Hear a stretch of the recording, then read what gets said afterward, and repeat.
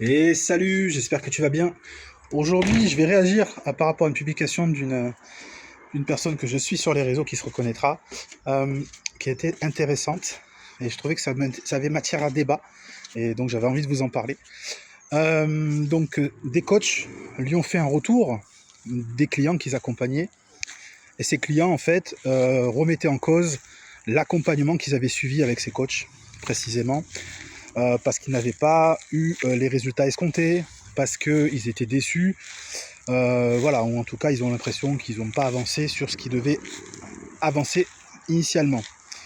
Donc quand on pense qu'un accompagnement de coaching ça coûte plusieurs centaines voire plusieurs milliers d'euros, effectivement c'est intéressant de se poser la question, qu'est-ce qui s'est passé?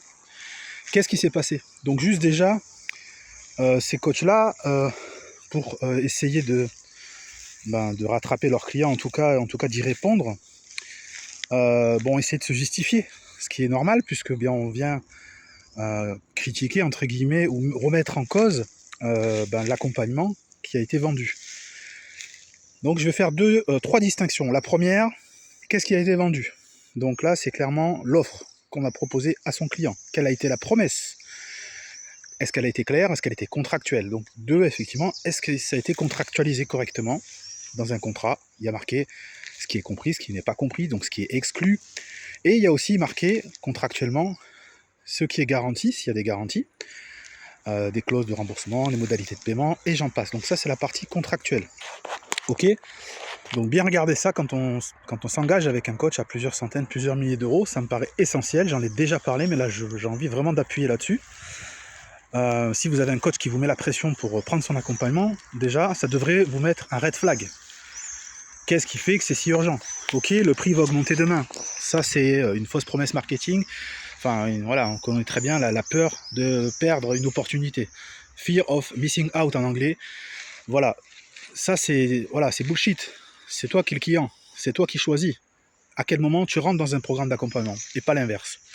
Donc ça, c'est une première chose. Donc la distinction entre ce qui s'est passé contractuellement, commercialement, on va dire. Ensuite, c'est intéressant de savoir où se situe le problème. Est-ce que le coach a fait tout ce qu'il fallait? Et est-ce que le client, le coaché, a fait aussi tout ce qu'il fallait? C'est ça la vraie question. Et là, quand on regarde, peut-être que le coach n'a pas délivré ce qu'il devait délivrer. Donc auquel cas, on pourrait dire, c'est le coach qui n'a pas fait le nécessaire. Donc à lui aussi de montrer à son coaché qu'il a fait le nécessaire. Qu'il a envoyé des livrables, qu'il a envoyé des comptes rendus suite à des entretiens, à des séances, qu'il a clairement écrit le contrat, encore une fois, qu'il a clairement écrit les objectifs, qu'il a clairement défini où en est son coaché dans le processus d'accompagnement, qui est une lisibilité, une traçabilité, un petit peu comme un organisme de formation qui, à chaque étape, va fournir des livrables qui justifient d'où est-ce qu'en est la personne. Si c'est pas le coach qui est en cause, on peut se poser la question, est-ce que c'est pas le coaché? Logique. Donc le coaché, il s'engage à faire des actions. Est-ce qu'il les fait? Est-ce qu'il les fait dans le temps qu'il a donné à son coach? Est-ce qu'il vient de manière promise et récurrente aux rendez-vous qui sont fixés? Est-ce qu'il vient en retard? Est-ce qu'il s'engage à 100% ou est-ce qu'il s'engage à 40%? C'est pas la même chose. Donc forcément, si vous avez payé déjà des centaines ou des milliers d'euros pour un accompagnement de coaching et que vous faites autre chose à côté, que vous n'êtes pas vraiment disponible pour y aller à fond, que vous ne prenez pas vos responsabilités de coacher, il est fort probable que vos résultats ne soient pas à la hauteur de vos attentes. Mais les résultats, il n'y a pas de baguette magique, il n'y a pas de facilité, et contrairement à ce qu'on vous vend aujourd'hui sur les réseaux, il n'y a absolument aucun raccourci. Si vous êtes entrepreneur, vous le savez très bien, au fond de vous-même. Et si vous galérez aujourd'hui, vous savez exactement pourquoi. Et si vous n'avez pas identifié le pourquoi vous galérez, là, effectivement, il faut se faire accompagner. Ça me paraît important. Ok? Mais de rejeter la faute sur l'autre, déjà, il y a un problème. Donc voilà, bien savoir où se situe le problème. Est-ce que ça vient du coach, comme on l'a vu tout à l'heure? Est-ce que ça vient du coaché, donc le client? Et j'ajouterai un troisième point qui a été soulevé par Thomas, qui analyse beaucoup les processus d'accompagnement des coachs. Je trouve ça intéressant aussi, puisqu'on est dans un rapport plus de qualité du service délivré. Et est-ce que c'est pas un problème de processus? Est-ce que finalement les deux parties sont de bonne foi? Est-ce que le coach a fait le boulot? Est-ce que le coaché finalement il s'était engagé, il a fait le boulot?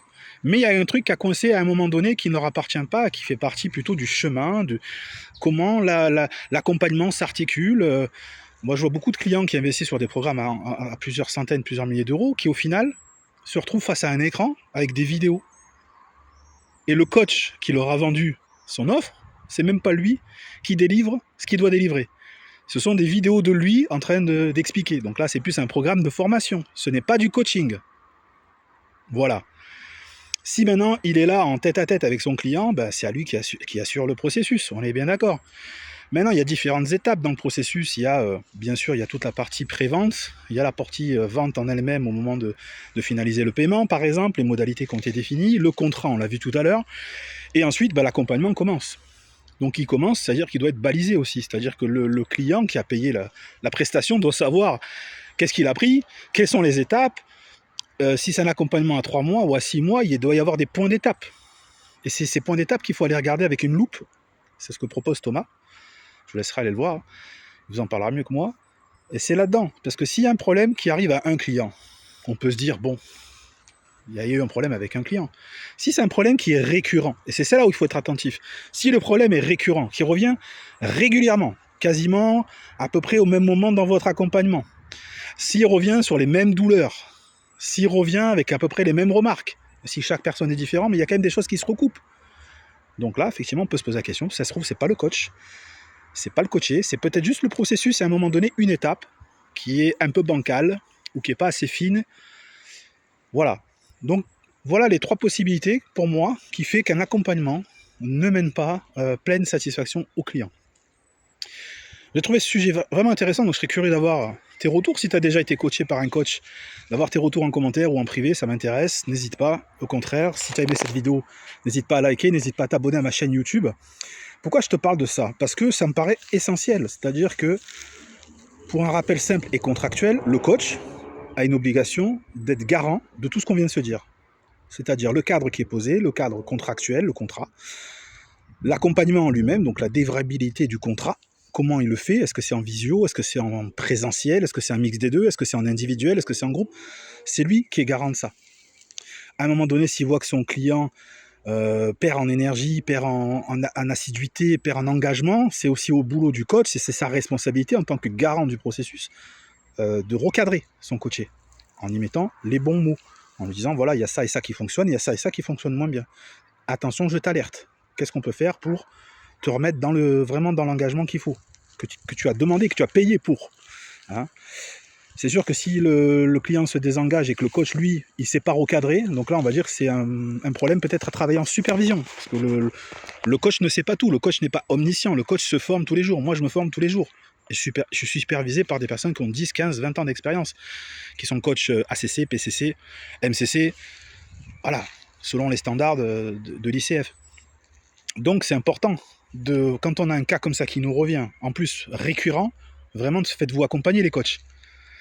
Arrêtez de croire que vous avez tout compris, vous n'avez rien compris, je suis désolé de vous dire ça. Donc vraiment, si vous avez ce problème-là, posez-vous les bonnes questions, faites-vous accompagner avec un regard neutre, un regard extérieur, un regard en supervision. Voilà, c'est ce que je pouvais vous conseiller. Et vous, en tant que client, si vous êtes déjà fait coacher, que vous êtes déçu des résultats que vous avez obtenus, posez-vous aussi les bonnes questions. Je vous dis ça parce que j'ai aussi accompagné des personnes qui sortaient d'accompagnements très onéreux. Alors je disais plusieurs centaines, plusieurs milliers d'euros. Là, je vais mettre un autre chiffre, plusieurs dizaines de milliers d'euros, donc des 10 ou 20 000 euros d'endettement, et qui repartaient dégoûtés en fait. Dégoûtés parce qu'ils ont pris des programmes, ils ont mis des économies, ils ont peut-être vendu une voiture pour acheter le programme, ils ont peut-être fait un crédit à la consommation pour acheter ce programme dans l'espoir d'avoir une vie meilleure, dans l'espoir d'atteindre certains paliers, certains objectifs de chiffre d'affaires ou un certain niveau de vie. Ils se retrouvent à avoir juste perdu 20 000 euros ou 10 000 euros et 6 mois de leur vie à croire qu'il y allait un changement notable qui allait arriver, qui n'est pas arrivé. Donc là, encore une fois, c'est compliqué. C'est compliqué. Donc moi, si vous voulez, le programme d'accompagnement Flow, par exemple, que j'ai proposé, que je vous propose, il a été mené avec plus d'une centaine de personnes en mode laboratoire. C'est-à-dire que chaque personne me faisait des feedbacks au fur et à mesure des séances et j'ai créé le processus vraiment d'accompagnement au long cours sur 6 à 12 mois grâce à mes clients qui m'ont servi vraiment d'expérience, on va dire, humaine sur quelles sont les douleurs récurrentes de mes prospects, de mes clients et comment je pouvais avoir un programme qui soit cohérent, qui soit pas généraliste et qui soit personnalisé à chacun et chacune en fait. Donc c'est grâce à ce processus-là que j'ai créé le programme Flow pour dirigeants et pour entrepreneurs. Donc aujourd'hui, j'ai un process qui est clair, qui est balisé à chaque étape, avec en premier lieu Avant même de s'engager avec moi, il y a un premier rendez-vous découverte d'1 heure et demie pour vraiment faire le bilan d'où est-ce que vous en êtes dans votre situation. Premier point. Une fois qu'on est ensemble et qu'on est d'accord, que je vous ai présenté le programme Flow, vous me dites c'est bon, je suis d'accord, on y va, ça m'intéresse, c'est fait pour moi, voilà, j'en ai besoin pour structurer mon entreprise ou pour raccrocher mon entreprise à ma vision, pour retravailler ma stratégie, que sais-je. À ce moment-là, on part sur un engagement contractuel de 6 à 12 mois. On a un premier rendez-vous bilan pour fixer l'objectif, et uniquement pour ça, parce que des fois, un objectif mal fixé, ça peut aussi conduire à ce qu'on a dit tout à l'heure, c'est-à-dire un mauvais résultat. Donc plus votre objectif sera carré, bien réaliste et réalisable pour vous, à votre rythme. Évidemment que si vous êtes indépendant, c'est pas pareil que si vous êtes salarié. Vous n'allez pas avoir le même temps, la même énergie à consacrer au programme. Donc il faut bien cadrer l'objectif, qu'est-ce que vous voulez vraiment? Est-ce que c'est réalisable pour vous, à aujourd'hui, dans votre vie de tous les jours? Une fois qu'on a fixé cet objectif, c'est le premier rendez-vous, on a cadré l'ensemble de l'accompagnement, les modalités, etc. Et l'accompagnement commence, on enchaîne les séances au rythme qu'on a choisi ensemble. Donc si c'est au bout de 6 mois, ça veut dire qu'on a 2 séances d'accompagnement par mois. Si c'est un accompagnement long de 12 mois, on a un accompagnement individuel mensuel. Bien sûr, entre les accompagnements, il y a des échanges réguliers, il y a à chaque début de nouvelle séance, on reprend ce qui a été dit la séance précédente pour voir les points qui ont avancé pour vous, les points où ça bloque encore, pourquoi ça bloque, on essaie de creuser un petit peu. Et ensuite, sur chaque séance, on a un objectif qui vient être un point d'étape pour relier ça à l'objectif principal. À mi-parcours, à la moitié de l'accompagnement, on fait un point, vous et moi. On voit si on est toujours en phase, si on est toujours aligné justement. Est-ce qu'il y a un décalage par rapport à ce qu'on s'était dit au départ? Est-ce qu'on s'est dit entre les séances? Est-ce qu'on est toujours bon par rapport à l'objectif? Où est-ce qu'on se situe? Est-ce qu'on est rendu pour vous déjà à 50% et plus de la réalisation de l'objectif? Ça veut dire que vous êtes bien en chemin, vous êtes bien engagé, vous avez mis les choses en place, il y a des choses qui ont bougé, c'est formidable. Ou est-ce qu'au final, vous ne vous sentez pas du tout dedans, il y a peut-être un coup de mou, et c'est là à ce moment-là que le recadrage est opérant, à mi-parcours, pour redonner de l'élan et aller au bout de l'accompagnement pour qu'il donne les résultats que vous souhaitez. Ça, c'est le premier cas de figure. Le deuxième cas de figure, et je l'ai déjà eu, c'est des clients qui vont plus vite que la musique, parce que c'est leur rythme, c'est leur dynamisme, c'est leur caractère, c'est leur personnalité, c'est leur profil. Et auquel cas, ils sont déjà à 70%, voire à 80%, et même j'en ai eu, à mi-parcours, qui étaient déjà à 100%. Et au-delà. Donc ça, c'est propre à chacun, voilà. Je ne peux pas le garantir, parce que encore une fois, c'est propre à chacun. Moi, je suis garant du processus, pas du résultat, je le rappelle. Mais si le client est rendu à mi-parcours à plus que ce qui avait été prévu, ça veut dire qu'il va me dire, en fait, Yann, j'ai pas besoin, ça y est, on a fait le job. Et mon boulot, c'est pas de vous rendre dépendant, c'est de vous rendre autonome. Donc si vous avez fait le job à mi-parcours, je vous libère contractuellement, et vous sortez de l'accompagnement. Voilà. Et vous pouvez aussi me dire, voilà, j'ai fait ce que j'avais besoin, et ça fait sens pour moi, on va au bout, et là, à ce moment-là, on peut aller au bout. Ça, c'est un choix qui vous appartient. Donc, vous avez une porte d'entrée au début, avec un bilan, on fixe les objectifs de cet accompagnement flow. À mi-parcours, on fait un point à mi-parcours, voir comment ça se passe pour vous, est-ce qu'on avance bien, etc. Est-ce qu'on est toujours en phase? On remet un coup de boost s'il y a besoin, et on va au bout de l'accompagnement. Et au bout de l'accompagnement, il y a le dernier entretien. C'est pas des moines, c'est un gros rendez-vous. Rendez-vous bilan de tout l'accompagnement, de toutes les phases qu'on a passées, où est-ce qu'on en est par rapport à l'objectif. Et voilà, et là, on clôture cet accompagnement-là et vous êtes libéré, véritablement. Vous avez atteint votre objectif. Vous êtes bien en chemin pour aller au bout. Et vous êtes surtout autonome pour la suite. Donc voilà un petit peu ma vision d'accompagnement flow pour entrepreneurs et dirigeants. J'espère que ça vous plaît. Et pour vous donner un peu plus de détails sur le programme, vous n'hésitez pas à me contacter. Je vous ai donné quand même pas mal d'éléments. Flow, c'est 5 lettres. F pour focus. L pour libérer. Libérer votre mouvement pour vous mettre en action. O pour objectif, vous l'avez vu, vous avez compris. L'objectif, c'est essentiel. On ne peut pas passer à côté, sinon votre accompagnement, il est foireux. Qu'il soit à 5 000 €, qu'il soit à 10 000 €, il sera foireux. Je vous le dis, si votre objectif, il n'est pas carré, ça ne marchera pas.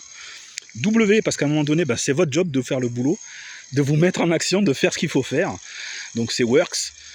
Et le S, c'est pour surveiller. Surveiller, c'est surveiller, c'est avoir des indicateurs pour que vous puissiez, quand vous êtes dans cet accompagnement-là, peu importe à quelle étape vous êtes dans cet accompagnement-là, vous puissiez avoir des indicateurs qui vous disent est-ce que je progresse vraiment sur l'objectif que je me suis fixé et où est-ce que j'en suis exactement à chaque étape. Donc voilà ce que je vous propose, parce que si vous êtes dirigeant, vous savez très bien que si vous n'avez pas la visibilité sur les flux qui rentrent dans l'entreprise, que ce soit des flux comptables, des flux clients, des flux de prospects, etc., des flux de relance, vous êtes incapable de piloter votre entreprise. Donc Les KPI, c'est pas que pour les grands groupes du CAC 40, ça vaut aussi pour les entrepreneurs indépendants comme vous et comme moi.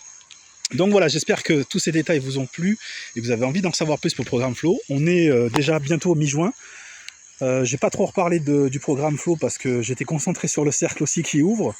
Donc je vais arrêter la vidéo là, vous avez compris. Mais si vous avez besoin d'infos, si vous souhaitez candidater pour le programme Flow, ou avoir juste des renseignements déjà dans un premier temps, faire un premier rendez-vous bilan, ça sera avec plaisir. Donc je vous mets tous les éléments dans cette vidéo. Si vous avez des questions ou quoi, n'hésitez pas.